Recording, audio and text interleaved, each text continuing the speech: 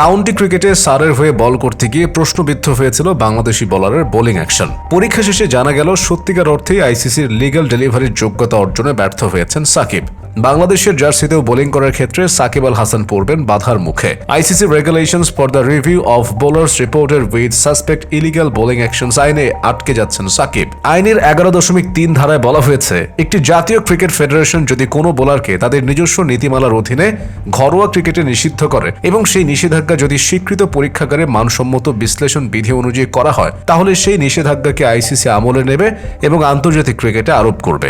একই অনুচ্ছেদের শেষ দিকে বলা হয়েছে, অতিরিক্ত কোনো আনুষ্ঠানিকতা ছাড়া সব জাতীয় ক্রিকেট ফেডারেশন এবং তাদের অধীনস্থ ঘরোয়া ক্রিকেটেও একই নোটিশ স্বয়ংক্রিয়ভাবে কার্যকর হবে। আইসিসি এবং জাতীয় ক্রিকেট ফেডারেশনগুলো সিদ্ধান্ত আরোপ ও কার্যকরের জন্য সব পদক্ষেপ বিধিসম্মতভাবে নেবে।